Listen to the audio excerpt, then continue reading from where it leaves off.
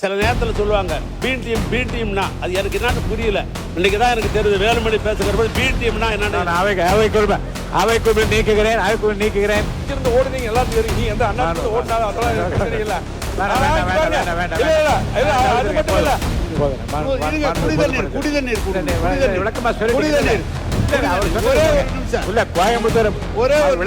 ஆகவே சின்ன குழந்தைகளுடைய பாதுகாப்பு தான் மிக முக்கியம். அதை இவர்கள் ஏன் மறந்து விட்டார்கள் என்று எனக்கு தெரியவில்லை. இதுல தயவு செய்து அரசியல் இதுல கைவிட்டுருங்க. சட்டமன்ற உறுப்பினர்கள் நம்ம தொகுதியில் இருக்கக்கூடிய எல்லா பள்ளிகளையும் தான் சேர்த்து தான் சொல்றோம். மழை பொய்த்து போய்விட்டால், குடிநீர் குளங்கள் வறண்டு போய்விட்டால், கடல் நீரை குடிநீராகும் திட்டத்தை உருவாக்கியது தளபதி அவர்கள் உருவாக்கினார்கள். 100 MLD கலைஞர் கொண்டு வந்தார். 110 MLD தளபதி ஜெயலலிதா அவருடைய ஆட்சியில வந்து குடிதண்ணீர்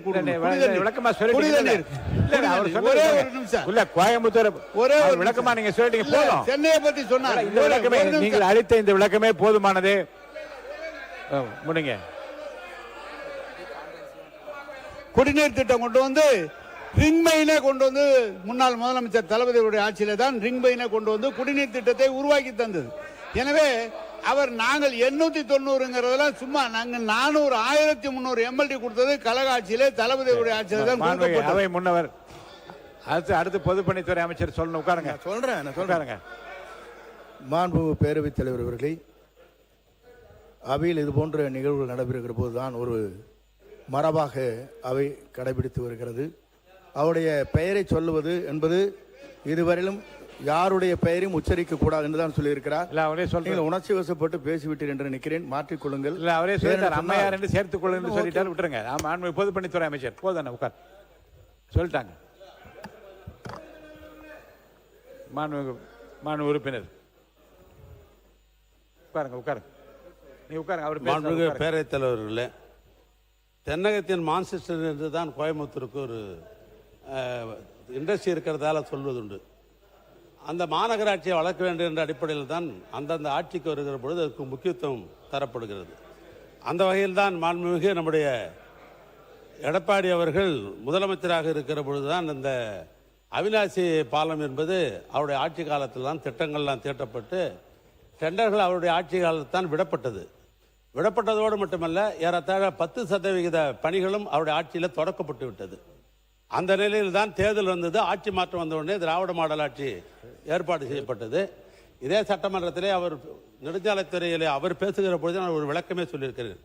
உங்களுடைய ஆட்சி காலத்தில் நீங்கள் தான் தொடக்கி வச்சிங்க, அதில் ஒன்றும் மாற்று கருத்து அல்ல. உங்களுக்கு ஆட்சியில் தான் டெண்டர் விடப்பட்டது, அதுலேயும் மாற்று கருத்து அல்ல. ஆனால் 10% வேலைகள் தான் பணி ஆற்றியிருக்கிறீங்க. இப்போது நாங்கள் 2021-22 நிதியாண்டில் அதற்காக ஏறத்தாழ 90% பணம் எங்களுடைய பட்ஜெட்டில் நாங்கள் பணம் ஒதுக்கித்தான் அந்த பணி 10.5 கிலோமீட்டர் அந்த பாலம் அது கட்டப்பட்டது என்று ஏற்கனவே சட்டமன்றத்தில் பேசப்பட்டு அது குறிப்பில் இருக்கிறது. அதோடு மட்டுமல்ல, தென்னகத்தோட விஞ்ஞானி என்று சொல்லப்பட்ட அந்த பகுதியுடைய மக்கள் எல்லாம் கோரிக்கை ஏற்று அப்பொழுது திராவிட மாடல் எங்களுடைய முதலமைச்சர் அவர்கள் ஜிடி நாயுடு என்கிற பெயரில் அந்த பாலம் பெயர் வைக்கப்பட்டு அவர் திருக்கரத்தால் சேர்க்கப்பட்டது. அதை பாராட்டுவதற்கு மனம் இல்லைன்னா கூட நம்முடைய மாண்புமிகு வேலுமணி அவர்கள் சில நேரத்தில் சொல்லுவாங்க பி டீம்னா அது எனக்கு என்னன்னு புரியல. இன்னைக்கு தான் எனக்கு தெரியுது. வேலுமணி பேசுகிற போது பி டீம்னா என்னன்னு அவைக்குள் நீக்குகிறேன். மாண்புமிகு பொதுப்பணித்துறை அமைச்சர் அவர்கள் பதில் சொல்லிட்டேன். நானே சொல்லிட்டேன் உங்களுக்கா. மாண்புமிகு முன்னாள் முதலமைச்சர் எடப்பாடி கே பழனிசாமி அவர்கள். மாண்புமிகு பேரவைத் தலைவர்களே, கோவை மாநகரம் வளர்ந்து வருகின்ற மாநகரம், போக்குவரத்து நெரிசல் இருக்கக்கூடாது என்பதற்கு தான் அவனாசியில் 10 கிலோமீட்டர் நீளமுள்ள மிகப்பெரிய பாலம் 1652 கோடியில் நாங்களே அடிக்கல் நாட்டி 45% பணிகள் முடியப்பட்டது. எஞ்சிய பணிகள் தான் அவர்கள் தொடர்ந்தாங்க. ஏன்னா அடுத்த ஆட்சி வந்ததா தொடர்ந்து ஆகணும், வேற வழி கிடையாது. அதில் 3ஆம் கூட்டுக்குடி திட்டத்தை நாங்கள் நிறைவேற்றினோம். அவருடைய துணை முதலமைச்சர் போய் திறந்து வச்சார். அதுதான் நிலப்பாடு. அதோட மேற்கு புறவழிச்சாலை, பல திட்டங்கள், பல பாலங்கள் உருவாக்கியது அதிமுக ஆட்சியில், பல பூங்காக்கள் உருவாக்கியது அதிமுக ஆட்சியில் தான். மாண்புமிகு பொதுப்பணித்துறை அமைச்சர்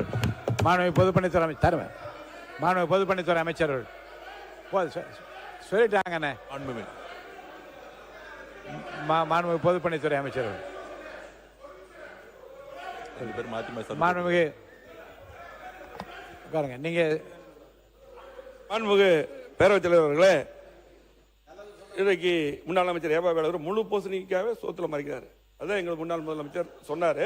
55% பணி முடிஞ்சிருக்கு. அது மட்டும் கொரோனா வந்த காலம் தான் அந்த பாலப்பணி நின்றுச்சு, முழுமையா முடிச்சிருப்போம்.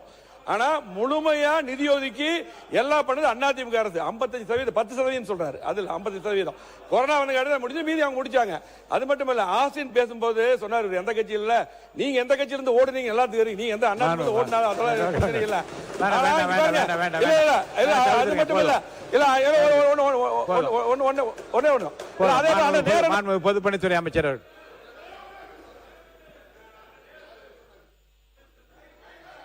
மாணவ நீங்க பேசுங்க. போதும், நீங்க விளக்கம் சொல்லிட்டீங்க, போதும். இல்ல, விளக்கம் சொல்லிட்டீங்க போதும். மாண்புமிகு பேரவைத் தலைவர் அவர்களே,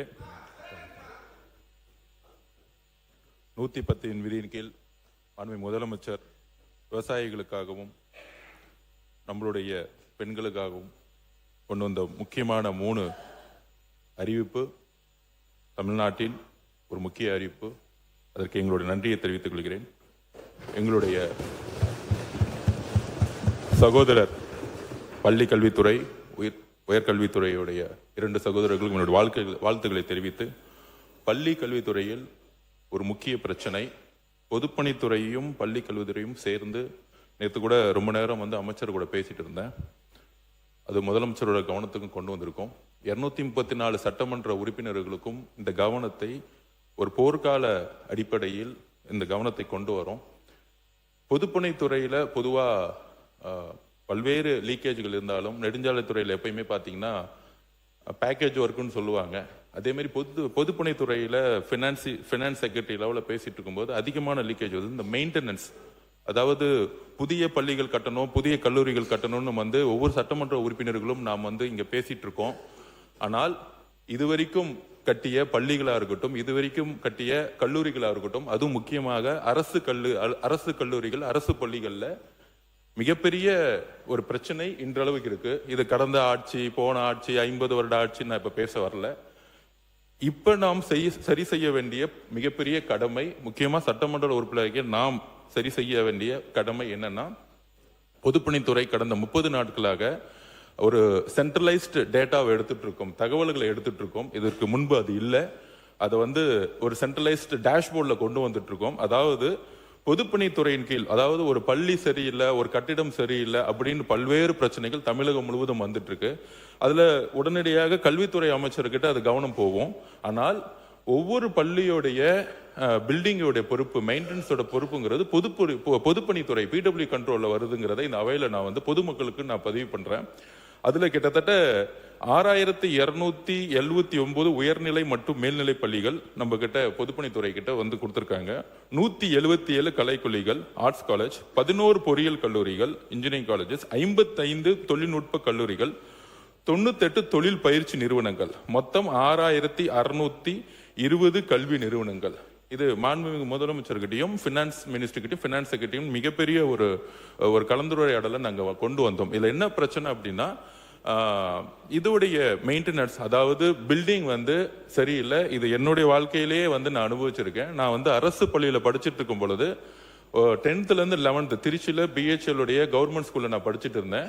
11th ஸ்டாண்டர்ட்ல மழை பெய்யும் போது அந்த பில்டிங் இடிஞ்சு விழுந்துருச்சு. ஸோ அதை 11th ஸ்டாண்டர்ட் முடிஞ்சு நான் 12th ஸ்டாண்டர்ட் முடிகிற வரைக்குமே அந்த பில்டிங் கட்டப்படலை. ஸோ 11th இருந்து 12th ஆஃப் வேலி வரைக்குமே நான் மரத்தடி கீழே தான் நானே படித்தேன்.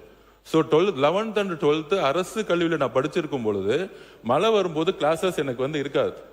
ஸோ அப்போ திருச்சி BHL ஸ்கூல்ல நான் படிக்கும் பொழுது கிட்டத்தட்ட 18ல இருந்து 20 மாசம் மரத்தடி ஸ்கூல்லையே நான் படிச்சு வளர்ந்துருக்கேன். அது என்னுடைய அனுபவம். இந்த அனுபவம் இன்னைக்கும் அரசு பள்ளியில் இருக்கக்கூடிய மாணவர் மாணவிகளுக்கு இருக்கு. அதுலயும் குறிப்பா பாத்தீங்கன்னா, நான் படிச்ச ஸ்கூல்ல டாய்லெட் வசதி கிடையாது. நான் படிச்சிருக்கும் பொழுது வெளியில தான் அப்ப யூஸ் பண்ண வேண்டியது இருக்கும். அதே மாதிரி இன்னைக்கு சர்வே எடுத்துட்டு இருக்கோம். சர்வே ரிப்போர்ட் கிட்டத்தட்ட 40% தான் முடிஞ்சிருக்கு. ஏன்னா அதுக்கு முன்னாடி சர்வே ரிப்போர்ட்ஸ் இல்ல. ஒருங்கிணைந்து பள்ளி கல்வித்துறையிலும் சரி, பொதுப்பணியில் துறையும் சரி, ஒரு சர்வே ரிப்போர்ட் இல்ல. எங்களுடைய CE கிட்ட நாங்க ஒர்க்கை கொடுத்துருக்கோம். இங்கதான் மேலதான் செகண்ட் ஃப்ளோர்ல உட்காந்துருக்காங்க. அவங்களோட ரிப்போர்ட்ஸ் வரதுக்கு இன்னும் ஒரு 2 மாசம் கூட ஆகும். ஸ்பீடா எடுத்துட்டு இருக்கோம். முக்கியமாக வந்து பெண்கள் படிக்கக்கூடிய நிறைய பள்ளிகளில் டாய்லெட்டே கிடையாது, வாட்டர் டேங்க் சரியாக மெயின்டைன் பண்ணப்படலை. மெயின்டெனன்ஸ் பண்ணியிருக்கோம்னு சொல்லிட்டு புக் அளவில் இருக்கே தவிர, ஆனால் நிறைய பள்ளிகளில் கிட்டத்தட்ட நிறைய பள்ளிகளில் நிறைய, அதுவும் கவர்மெண்ட் காலேஜில் பார்த்தீங்கன்னா மாண்புமிகு முதலமைச்சர் கூட வந்து ஒரு இடத்துக்கு அந்த சமூக கூடத்துக்கு போகும்போது நம்மளுடைய துறை அமைச்சரோட போகும்போது பார்த்தீங்கன்னா எல்லா மாணவரும் கம்ப்ளைண்ட் பண்ணாங்க. உடனடியாக அடுத்த நாள் நடவடிக்கை எடுத்தார். இது தமிழகம் முழுவதும் பள்ளிக்கல்வித்துறையிலும் உயர்கல்வித்துறையிலும் பார்த்தீங்கன்னா அரசு இருக்கக்கூடிய கல்லூரிகளில் மிகப்பெரிய பிரச்சனை இந்த மெயின்டெனன்ஸ் பிரச்சனை வந்து இருக்கு.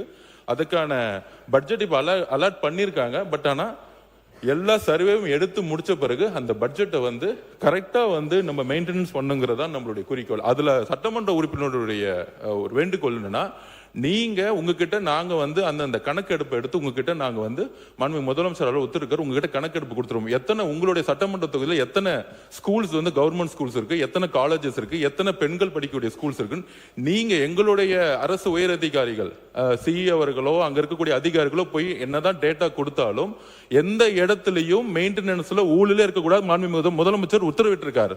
சோ அப்ப உங்களுடைய நீங்க போய் சூப்பர்வைசிங் பண்ணாதான் எங்களுக்கு இன்னும் ஒரு அடுத்த கட்டத்துல இந்த தொகுதியில இந்த ஸ்கூல்ல, அதாவது பில்டிங் வந்து 3ஆ பிரிக்கிறோம். இப்ப ஒன்னு ஃபர்ஸ்ட் கேட்டகரி, ரெட் கேட்டகரி, அதாவது இந்த கட்டடத்தை பயன்படுத்தவே கூடாது அப்படின்னு நம்ம இன்ஜினியர்ஸ் வந்து ஸ்டெபிலிட்டி சர்டிபிகேட் வந்து எல்லா ஸ்கூல்ஸும் வந்து உடனே செக் பண்ண சொல்லியிருக்கோம். ஏன்னா மழை காலம் வரப்போகுது. அப்ப நீங்களும் போய் ஆய்வு பண்ணிட்டு வரும் பொழுது இந்த பில்டிங்ல ஸ்டெபிலிட்டி, இந்த பில்டிங் ஸ்டெபிலிட்டி இல்லைன்னா இம்மீடியட்டா அந்த இடத்துல ஒரு ரெட் ஸ்டிக்கர் ஒட்டி சீல் வச்சிருவோம். பள்ளிக்கல்வித்துறைக்கும் நம்ம உடனே சொல்லிடுவோம், அந்த இடத்துல எந்த மாணவ மாணவிகள் உட்கார வைக்கவே கூடாது அப்படின்னு நம்ம சொல்லிடுவோம். அடுத்தது வந்து எல்லோ ஸ்டிக்கர், இந்த இடத்த வந்து ஸ்டெபிலிட்டி வந்து உடனே பண்ணி ஆகணும் அப்படிங்கிற ஒரு எல்லோ கலர் ஸ்டிக்கர் ஒட்டிடுவோம். ஸோ ரெட் ஸ்டிக்கர்ல வந்து நம்மளுடைய பிடபிள்யூடி ஸ்டிக்கர் ஒட்டிட்டு அந்த இடத்துல யாருமே யூஸ் பண்ண முடியாத அளவுக்கு சீல் வச்சிருவோம். இது வரைக்கும் பிடபிள்யூடி டிபார்ட்மெண்ட் அது பண்ணதில்லை. அடுத்தது எல்லோ ஸ்டிக்கர், அடுத்தது கிரீன் ஸ்டிக்கர்னா இந்த பில்டிங் அடுத்த ஒரு 5 வருஷத்துக்கு எந்த பிரச்சனை இல்லை, இங்க நல்லா இருக்குங்கிற மாதிரி ஒரு 3 ஸ்டிக்கரை கொண்டு வந்து வச்சுட்டு அதை வந்து சட்டமன்ற உறுப்பினர்கள் உங்ககிட்டயும் நாங்க வந்து அந்த டேட்டாவை கொடுத்துருவோம், பள்ளி கல்வித்துறையிலும் கொடுத்துருவோம்.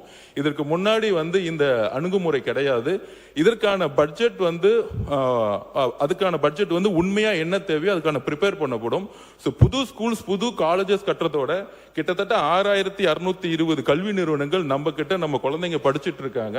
அதை பள்ளிக்கல்வித்துறையிடம் அமைச்சர்கிட்டையும் உயர்கல்வித்துறையும் ஆல்ரெடி நம்ம வந்து பேசிட்டு இருக்கோம். இதை அடுத்த ஒரு வருஷம் போக்கஸ் பண்றதா நம்மளோட குறிக்கோள். எப்படி தனியார் நிறுவனங்கள், தனியார் பள்ளிகள், தனியார் காலேஜஸ் இருக்கோ அதே மாதிரி ஈக்குவலா நம்மளுடைய குழந்தைகள் படிக்க வைக்கணுங்கிறதா நம்மளுடைய மாண்புமிகு முதலமைச்சருடைய குறிக்கோள். இதை உங்ககிட்ட இருக்க சட்டமன்ற உறுப்பினர்கள் உங்களுக்கு ஒரு குழு இருக்கும், நீங்க கொண்டு வந்து உடனடியாக இந்த ஸ்கூல்ல பிரச்சனை இருக்குன்னா அதையும் நாங்க வாங்கி உடனடியாக சரி செய்யறதுக்கு எல்லா விதமான முன்முயற்சிகளும் மேற்கொள்ளுங்கிறத நாங்க இங்க பதிவு பண்றோம். நன்றி. பள்ளிக்கல்வித்துறை அமைச்சர் அவர்கள். மாண்புமிகு பேரவைத் தலைவர் அவர்களே, இது சேஃப்டி சம்பந்தப்பட்ட விஷயம். இன்ஃப்ராஸ்ட்ரக்சர் என்பது ஒவ்வொரு ஆட்சியின் போதும் ஒவ்வொரு காலகட்டத்தின் போது கட்டிக்கிட்டே வந்தாலும் அந்த இன்ஃப்ராஸ்ட்ரக்சர்ல ப்ரையாரிட்டி என்னன்னு பார்க்கணும். யாருடைய வகுப்பறை அது? பெற்றோர்களுக்கா, ஆசிரியர்களுக்கா, இந்த துறைக்கா? அது அந்த மாணவ மணிகளினுடைய வருங்காலத்திற்கான வகுப்பறை. இன்ஃபேக்ட் நான் ஃபர்ஸ்ட் நான் முதலில் கையெழுத்து போட்டதே, நான் போட்ட முதல் கையெழுத்தே பூட்டப்படக்கூடிய கதவுகளுடன் கூடிய மாணவிகளுக்கான கழிப்பறைக்கு தான் நான் முதலில் கையெழுத்து போட்டேன். அது இந்த நாட்டினுடைய மிக முக்கியமான தேவை. நல்லா யோசிச்சு பார்க்கணுங்க. இருக்கக்கூடிய உறுப்பினர்கள், நிறைய உறுப்பினர்கள் இந்த கோரிக்கையெல்லாம் வச்சீங்க. ஒரு வகுப்பறையே இல்லாத கழிப்பறை இருக்குன்னு வைங்களேன், அதுக்கு கூட ஒரு யூஸ் இருக்குங்க. அதை நீங்க பப்ளிக் டாய்லெட்டா யூஸ் பண்ண முடியும். ஆனா சரியான ஒரு கழிப்பறையே இல்லாத வகுப்பறையில எந்த பயனும் இல்லை. பல மணி நேரம், 7 மணி நேரம், 8 மணி நேரம் எங்களுடைய மாணவிகள் அவர்களுடைய இயற்கை உபாதையை அடக்கி கொண்டு இதன் மூலமா அவர்களுடைய போக்கஸ் மிஸ் ஆகும், ஹெல்த் என்ன ஆகும், மாதவிடாய் நேரத்தை நீங்க கணக்கில் எடுத்துக்கணும். அப்ப இதையெல்லாம் கருத்தில் கொண்டு கடந்த சில தினங்களாக நானும் மாண்புமிகு பொதுப்பணித்துறை அமைச்சர் அன்பு சகோதரர் ஆதவும் தீவிரமாக இதை குறித்து ஆலோசனை செய்தோம். அதே சமயம் ஒரு ஒப்பாய்வு நாங்க வந்து மேற்கொண்டோம். 2022, 2025 அந்த ஆண்டு கணக்குள்ளார பாத்தீங்கன்னா வகுப்பறைகள், இந்த உட்கட்டமைப்பு வசதிகள்லாம் கிட்டத்தட்ட ஒரு 5000 வகுப்பறைகள் வந்து அவங்க வந்து பண்ணியிருக்கிறாங்க. அப்ப இதை வந்து இன்னும் கொஞ்சம் நாம துரிதமா வேகமா பண்ணணும். நடப்பு ஆண்டுல பாத்தீங்கன்னா 1031 வகுப்பறைக்கான அந்த உட்கட்டமைப்பு வசதிகளை மேம்படுத்த ஆரம்பிச்சிட்டோம். லேப்ஸ் 228 லேப்ஸ் நாங்க வேகமா புதுப்பிச்சுட்டு வரோம். அறிவியல் ஆய்வகத்திற்கான உபகரணங்கள் 228, கழிப்பறை 216+28, திறன் பலகை 7840, இருக்கை மற்றும் பேஜை 10310. மிக முக்கியமா கண்காணிப்பு கேமரா. எந்த இடத்துல ஒரு சிசிடிவி கேமரா இருக்கோ அந்த இடத்துல குற்றம் நடப்பதற்கான வாய்ப்பு மிக குறைவு. அதனால பள்ளிகளில் 24,578 கண்காணிப்பு கேமராக்களுக்கான வேலைகளும் செய்திருக்கிறோம். இதற்கான அந்த பணிகளுக்கான மொத்த செலவினம் 727.58 கோடி ரூபாய் செலவாயிருக்கு. ஆனா நான் இந்த மாமன்றத்தின் மூலமா உங்க மூலமா என்னுடைய அன்பு நண்பர் பொதுப்பணித்துறை அமைச்சர் நான் வைக்கிற கோரிக்கை என்னன்னா, ஏதேதோ டிபார்ட்மெண்ட்ல எல்லாம் வெள்ளை அறிக்கை கொண்டு வரீங்க. இது என் குழந்தைகளோட உயிர் சம்பந்தப்பட்ட விஷயம். கண்டிப்பாக இந்த ஸ்கூல் இன்ஃப்ராஸ்ட்ரக்சர் சம்பந்தப்பட்ட பொதுப்பணித்துறை ஒரு வெள்ளை அறிக்கையை உருவாக்கி முதல்வரினுடைய கவனத்திற்கு கொண்டு வர உங்க மூலமாக கேட்டுக்கொள்கிறேன். உட்காருங்க உட்காருங்க உட்காருங்க. கொடுங்க. மாண்புமிகு பேரவைத் தலைவர் அவர்களே, இங்கே பேசிய பள்ளிக்கல்வித்துறை அமைச்சர்களும் பொதுப்பணித்துறை அமைச்சர் அவர்களும் மேல்நிலை பள்ளியும் நடுநிலை பள்ளியும் மட்டும்தான் பேசினார்கள். ஆனால் சின்னஞ்சிறு குழந்தைகள் படிக்கின்ற தொடக்கப்பள்ளி தான் இவர்கள் குறிப்பிடுகின்ற 6000 விட அதிக எண்ணிக்கையில் கொண்டது. ஆகவே சின்ன குழந்தைகளுடைய பாதுகாப்பு தான் மிக முக்கியம்.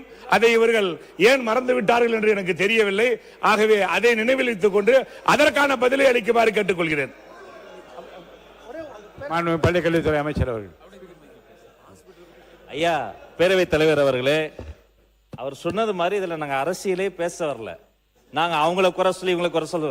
1ஆம் வகுப்பு முதல் 12ஆம் வகுப்பு வரை அந்த ஸ்கூல் கேம்பஸ்குள்ள எந்த குழந்தை வந்தாலும் இது சேஃப்டி சம்பந்த சிலது சென்னையை பொறுத்த வரைக்கும் கார்பரேஷன் கண்ட்ரோல் சில ஸ்கூல்ஸ் இருக்கு, ஊராட்சி கண்ட்ரோல் சில ஸ்கூல்ஸ் இருக்கு. இப்படி ஒவ்வொரு ஸ்கூலும் ஒவ்வொரு விஷயங்கள்ல பிரியாரிட்டியில இருந்தாலுமே சேஃப்டியை பொறுத்தவரை ஸ்டெபிலிட்டி டெஸ்ட், அந்த பில்டிங் உறுதியா இருக்கா, அந்த பில்டிங் இன்னும் என்ஹான்ஸ் பண்ணலாமா, எப்படி டாய்லெட்டை மெயின்டைன் பண்ணலாம் அப்படிங்கறத அவங்க டெஸ்ட் பண்ணி ஒரு பரிசோதனை செய்து அந்த ஆய்வறிக்கையை கொண்டு வரணும்.